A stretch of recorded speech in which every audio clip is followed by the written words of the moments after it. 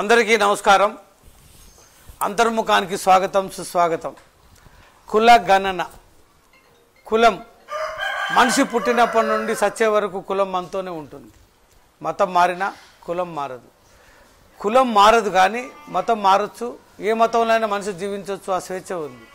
కానీ ఇప్పుడున్న పరిస్థితిలో కులం రాజకీయాలని శాసించే పరిస్థితికి వచ్చింది. అందులో బీసీలు దాదాపుగా ఇప్పుడు మనకున్న లెక్క ప్రకారం 3000కు పైచిలుకునే వివిధ రకాల కులాలు ఉన్నాయి. అలాగే ఎస్సీ ఎస్టీ ఉంది. ఎస్సీ ఎస్టీలలో ఉద్యోగాలు అయితేంది, రాజకీయాలు అయితేంది వాటా ఉంది. అందులో చట్టసభలు వెళ్ళడానికి కూడా ఎస్సీ ఎస్టీలకు కొన్ని రిజర్వేషన్లు లేవు, కానీ బీసీలకే లేదు. ఆ విషయం కులగణన గురించి పెద్దలు టీఆర్ఎస్ జెడ్పీ కోఆప్షన్ మెంబర్ అనుభవజ్ఞులైన మన మోషనల్ గారు ఉన్నారు. నమస్కారం సార్. అలాగే బ్లాక్ కాంగ్రెస్ అధ్యక్షుడు పొద్దుల శ్రీనివాస్ సీనియర్ కాంగ్రెస్ నాయకులు వారు ఉన్నారు. నమస్కారం. అట్లే కట్ట మల్లేష్ గౌడ్ టీఆర్ఎస్ జిల్లా నాయకులు వారు మనతో ఉన్నారు. నమస్కారం. అట్లే DCC general secretary vice secretary Balu garu ఉన్నారు. వారిని కూడా మనతో జాయిన్ అవుతున్నారు ఇప్పుడు అందరూ. దీని గురించి మనం క్లియర్గా అంటే చట్టసభలో ఎస్సీలకు కానీ ఎస్టీలకు కానీ ఉన్నాయి. బీసీల గురించి గత కొన్ని సంవత్సరాల నుండి దీని మీద ఒక పోరాటం జరుగుతుంది. ఫస్ట్ మోషనల్ గారు మీరు చెప్పండి, అసలు ఏంటి దీనికి జరిగిన పరిస్థితి? ముందుగా అంతర్ముఖం ఛానల్ నిర్వాహకులు మరి ఎలియాస్ గారికి నా యొక్క నమస్కారాలు. అదేవిధంగా ఇక్కడికి పార్టిసిపేట్ అయ్యడానికి వచ్చిన మిత్రులు శ్రీనివాస్ గారు, మల్లేష్ గారు, బాలు గారికి నా యొక్క నమస్కారాలు తెలియజేసుకున్నాను. ముఖ్యంగా ఈ విషయం ఈరోజు రాజకీయ విషయం వచ్చింది, ఇప్పుడు ఎలియాస్ గారు అన్నట్టు. కానీ గతంలో కేవలం కుల వ్యవస్థ ఒక ఆర్థిక పరిస్థితి స్థితిగతుల మీద ఆధారపడింది రాజకీయ వ్యవస్థలో. ఆల్రెడీ నాకు తెలిసిన సమాచారం ప్రకారం, నా యొక్క అనుభవం ప్రకారం కుల వ్యవస్థ అనేది ఒక మనువాద సిద్ధాంతంతో ఏర్పడ్డ వ్యవస్థ. దాంట్లో ఆ రోజు ఆ మనువాదులు తన యొక్క సౌకర్యాల కోసం ఈ కుల విభజించి వాళ్ళు తన యొక్క నిత్య జీవితాలను గడుపుకోవడానికి వ్యవహరించేవారు. దాని తర్వాత ఈ కుల వ్యవస్థలో చాలా కులాలు పార్ట్ టైం జాబ్స్ లెక్క చేసుకుంటూ వాళ్లకు తిండి కరువు అయి వాళ్ళు చాలా దీనమైన స్థితిలో ఉన్నప్పుడు నాకు ఇది పూర్తిగా అవగాహన లేదు. కానీ నిజాం కాడి నుంచి నాకు తెలుసు, వారు ఈ కుల వ్యవస్థలో పనిచేస్తున్న చాకలి, మంగలి, కుమ్మరి మరియు ఈ చిన్న చిన్న కులాలన్నిటికీ కూడా ఇనాము లెక్క భూములు ఇచ్చి, అదేవిధంగా యాదవులకు గవర్నమెంట్ ల్యాండ్స్ వాళ్ళకు బంచరాయి అని వాళ్లకు మేపుకుంటానికి ఇచ్చేసి, గౌడ్స్కు తాళ్ల మీద హక్కులు ఇచ్చేసి, ముదిరాజులకు నీళ్ల మీద, సముద్ర చెర్ల మీద, బావుల మీద వాళ్ళకు అధికారాలు ఇచ్చుకుంటూ ఈ కుల వ్యవస్థను కొద్దిగా ఆర్థికంగా అప్లిఫ్ట్ చేయడానికి ప్రయత్నం చేసిన ప్రభుత్వాలు నాకు తెలిసిన సమాచారం మేరకు నిజాం కాలంలో జరిగింది. అదేవిధంగా ఈ కులగణన అనేది ఎప్పటి నుంచో ఉంది. మనం గ్రామాల్లో చూస్తే కులాలుగా గణించి అప్పుడు వీరు కుమ్మరు వారు, అటు యాదవులు, ఇటు గౌడులు, అటు వేరే ఎన్ని కులాలున్నా పద్మశాలీలు, ఈ రకంగా విభజించి గ్రామాల్లో ఏ వాడకటు ఆ వాడకటుగా నివసించే పరిస్థితి కూడా ఆ రోజుల నుంచి మనం చూస్తున్నాం. ఈరోజు సరే ఏది ఏమైనా ఈ కుల వ్యవస్థలో బీసీలకు ఈ రాష్ట్రంలో, దేశంలో అధిక జనాభా బీసీలు ఉన్నారు. వీరు ఎల్లప్పుడూ కూడా అణగారిన వర్గాలు. ఎప్పుడు కూడా వీరు రాజకీయంగా కానీ ఎదగలేదు, ఆర్థికంగా కూడా ఎదగలేదు. విద్యాపరంగా ఉన్న కూడా వీళ్ళు కులవృత్తుల మీద దాదాపుగా ఇప్పటి వరకు కూడా చాలామంది ఆధారపడి ఉన్నారు.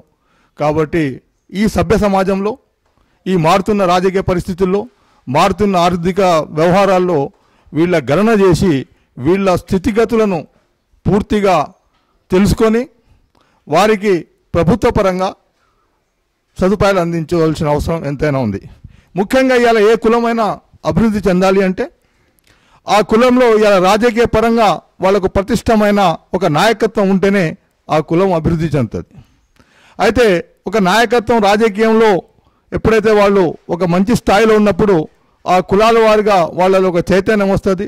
ఆర్థిక పరంలో, విద్యాపరంగా కూడా ఈ కులాలు వాళ్ళు బాగా రాణిస్తారనే ఉద్దేశంతో 1990లో విపి సింగ్ హయాంలో ఈ కుల మండల్ కమిషన్, మండల్ అంటే ఒక కమిషన్ కు నిర్వహించే అధ్యక్షులు BP mandal, BC mandal commission దీనికి ఒక రిపోర్ట్ ఇవ్వడం జరిగింది. దాన్ని విపి సింగ్ గారు ఆగస్టు 7వ తారీఖు 1990లో దీన్ని అమలు చేయడానికి వీళ్ళు అనౌన్స్ చేయడం జరిగింది.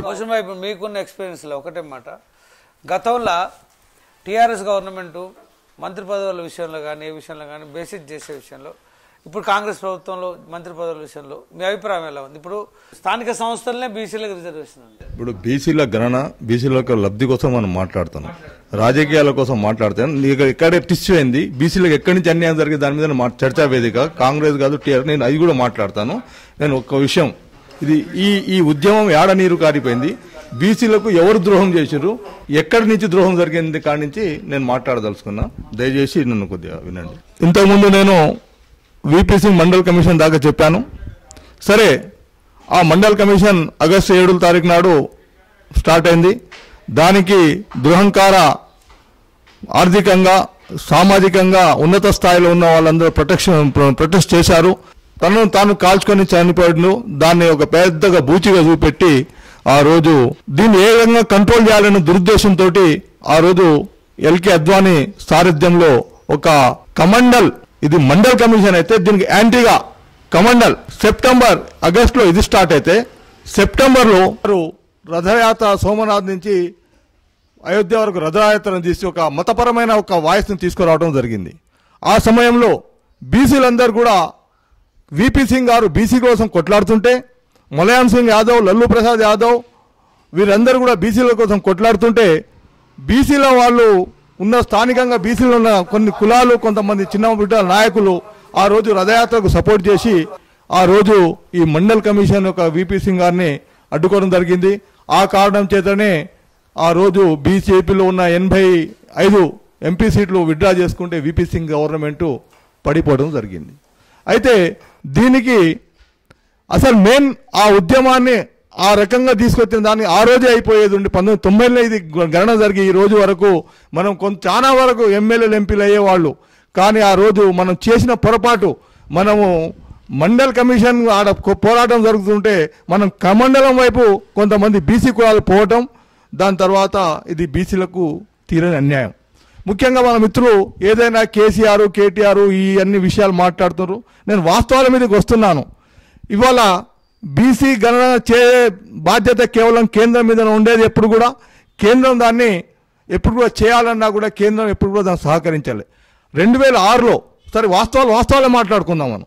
మన్మోహన్ సింగ్ గారు 27% బీసీల ఒక చేసిండు, అది వాస్తవం. బీహార్ రాష్ట్రంలో నితీష్ కుమార్ గారు దానికి బీసీ గణన ప్రారంభించినప్పుడు కొన్ని కోట్లలో కొంతమంది ఆర్జీలు వేయడం జరిగింది. పాట్నా హైకోర్టు బీసీ గణన చేయొచ్చు, అది ఒక ప్రభుత్వం చేస్తున్న వ్యవస్థ, దీనివల్ల అదే జరిగింది. పాట్నా హైకోర్టు దానికి సపోర్ట్గా తీర్మానం ఇవ్వడం వల్ల ఈరోజు బీహార్లో బీసీ గణన జరిగింది. ఇక్కడ కేసీఆర్ గారు ప్రతిపాదన పంపించారు, మంచి ఉద్దేశమే. కానీ నిన్న మోడీ గారు మందకృష్ణ మార్గం తీసుకొచ్చి ముద్దు పెట్టుకున్నారు. ఏం జరిగింది? కేవలం బుజ్జిగింపే తప్ప ఏమీ లేదు. ఇవాళ నిన్నటిదాకా వ్యతిరేకించిన పార్టీ ఎల్కే అద్వానీతోటి కమండలంతో ఎదిరించిన పార్టీ ఈరోజు మోడీ గారు బీసీ గణన చేస్తారని ఏ రంగంగా నమ్ముతున్నారు. ఈ ఉద్యమం రాష్ట్రాల నుంచి మన ప్రజల నుంచి పార్టీలకు అతీతంగా వచ్చినప్పుడే వీళ్లకు లాభం జరుగుతుంది. కానీ ఈ కొమ్ములు కాసి ఆ పార్టీకో ఈ పార్టీకి చెందినప్పుడు బీసీలు కూడా ఎప్పుడు కూడా లబ్ధి పొందలేరు. ఈ బీసీ సమాజం కూడా ఐక్యంగా లేరు. ఎందుకంటే దీంట్లో రకరకాల కులాలు ఉన్నాయి, రకరకాల ఆలోచనలు ఉన్నాయి. కాబట్టి నేను ఏంటంటే వారు ఎప్పుడు ఒక ఉద్యమ రూపంలో కూడా ఎప్పుడు బయటికి రావట్లేదు. ఏమైనా ప్రభుత్వాలు చేస్తే అంటే మంచి సార్ అంటున్నారు, కానీ ఉద్యమ రూపం రావట్లేవు.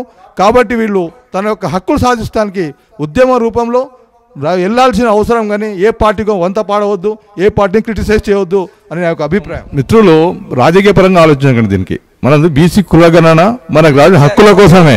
ఎవరిని మనం సమర్థించొద్దు, వారు మనలో విభేదాలు రావద్దు, ఎవరిని ఎవరు సమర్థించొద్దు.